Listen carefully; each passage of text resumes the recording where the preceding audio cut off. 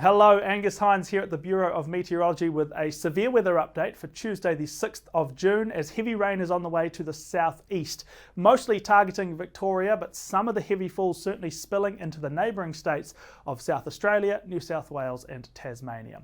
First off, here is a look at the current warning areas, this yellow region encompassing both damaging wind and heavy rain.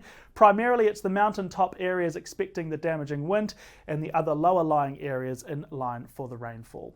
To the flyover, we see a map which is quite familiar. We've seen this set up a lot of times in the past couple of months with a low south of the Bight and a cold front moving eastwards across the southeastern states. But this cold front is bringing a lot more rain than most of the recent weather systems. And why is that? Well, I'm going to show you something here called precipitable water, which is basically a measure of how much moisture is available in the atmosphere for rain.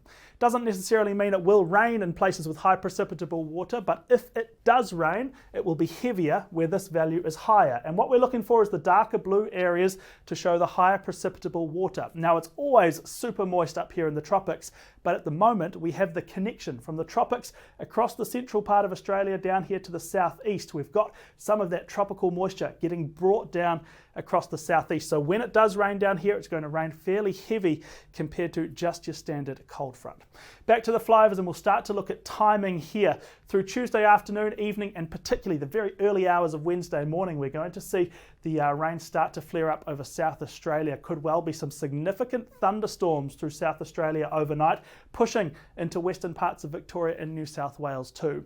Then through the morning hours on Wednesday, we see the rain move eastwards and start to fill in to more persistent, ongoing heavy rain for western Victoria and southwestern New South Wales.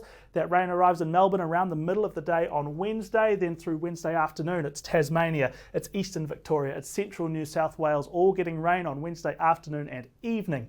Into Thursday now, we see this continue to move eastwards, and actually behind this main cold front, it's much clearer, much brighter and drier through these regions on Thursday, but that rain is going to start moving eastwards across Canberra through the morning, and then Thursday afternoon, rain through Sydney, and then it's out over the Tasman Sea. So across those couple of days, how much rain are we looking at? Well, a decent tally of rain. Actually, the darker blues here are 50 millimetres plus, and if you look really closely, you can even see a few little hints there of 100 millimetres or so around alpine areas of Victoria. So we might see a few spots hit 100 millimetres of rain, but it's a broad area all through here, looking at 20 to 40 millimetres of rain over the next couple of days, possibly even a little bit more than that as we zoom in. We really do see it is Victoria which is looking to see the most significant accumulation. So just before I wrap up, we're going to change from this back into the warnings just once again so you can see the most up-to-date warning area. Just a reminder though, over the next few days we will be constantly monitoring and updating this warning area as necessary.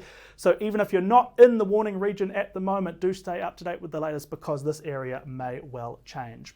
And if you do want to find the latest forecast and the latest warnings, you can do that at bom.gov.au and the BOM weather app. That's it for now. We'll see you next time.